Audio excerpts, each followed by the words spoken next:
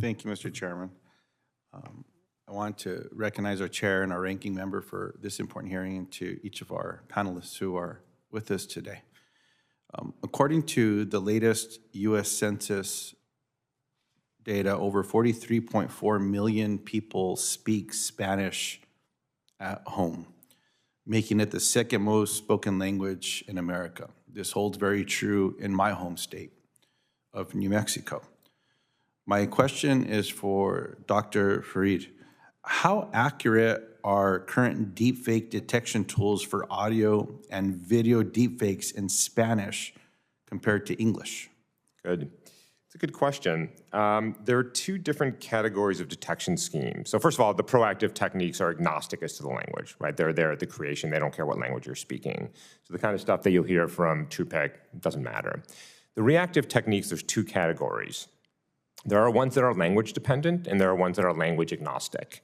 We like the language agnostic ones. It's a big world, and there's a lot of languages out there, and English is a relative minority. So many of the techniques that we have developed don't care about the language, and the accuracy stays roughly the same. The accuracies that you should expect, however, in the wild, when you're dealing with things that are coming through your phone or what you are absorbing on social media, on a good day, 90, 95% accuracy. So you're going to misfire, and that's true whether it's in Spanish or English. There are ones that are language specific. They fired at around the same accuracies, that 90 to 95% accuracy. What's driving these differences in performance, and what's needed to reach parity? Understanding non-agnostic tools out there as well. Is there more that can be done, not just here in the United States, but as we engage with the global partners in this space as well? Yeah. The bias comes mostly from the training data. Most of the content online is in English. And certainly what most of academics look at is English speaking, because most of this research is happening here in the US. I think the next most common language that we do see is Spanish, and so it is a close second for obvious reasons. But I would say the gap is not as bad as you think it is, because most of the techniques that we and others have developed are language agnostic. I'm worried about all kinds of bias in the system, by the way. This is not on my top 10 list. I appreciate that, sir. Mr. Ibrahim, do the C2PA standards online how to display content origin information in Spanish so that Spanish-speaking consumers can understand whether the content they are viewing is AI generated? Thank you, Senator. So the mechanism of provenance, as Dr. Farid mentioned, is largely mathematical, right? So you're going to see the content credential pin on the digital content. I don't know if you saw some of the sample images we had earlier, but that aspect of it would largely be fairly standard across languages. However, the information, the spec itself and information about our spec is something we want to move towards, is internationalization. We have spent a lot of time this year within the C2PA to raise awareness internationally, because this is not just an American or English language standard. This is, in fact, a global standard.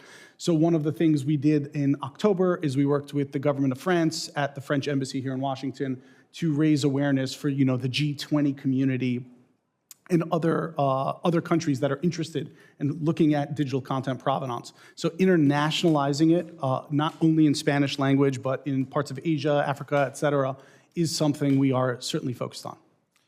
It's my understanding that displaying of this information, the position widely is that it should remain voluntary.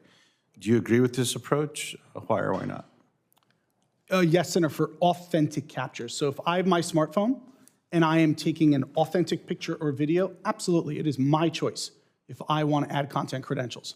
Now for Gen AI, the platforms themselves have the provenance worked in. So all the outputs, think of it almost as an assembly line, are getting cryptographically hashed with this standard. So I do believe it's a slightly different approach for Gen AI or AI, but for authenticity and authentic capture, 100%, sir.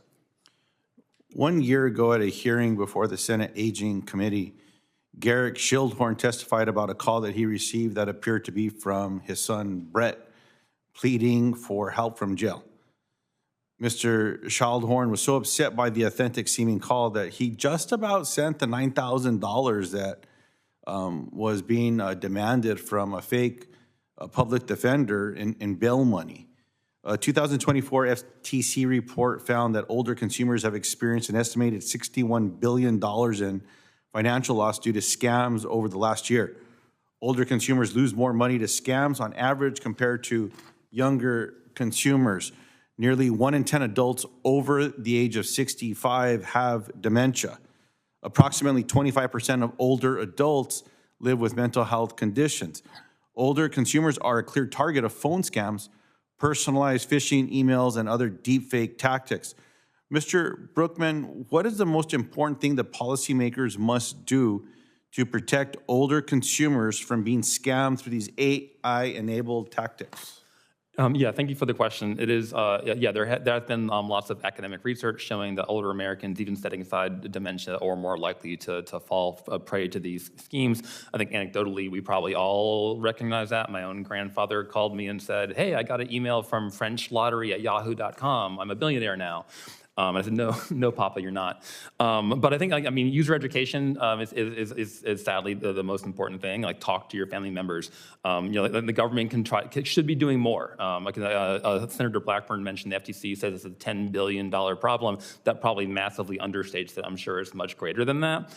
So we need to expend the resources to teach people about it. And it's going to be a constantly changing battle because, again, these techniques are going to get more and more sophisticated. So each of us individually should be talking to our family members, but the government should be investing a lot more in education. I appreciate that very much.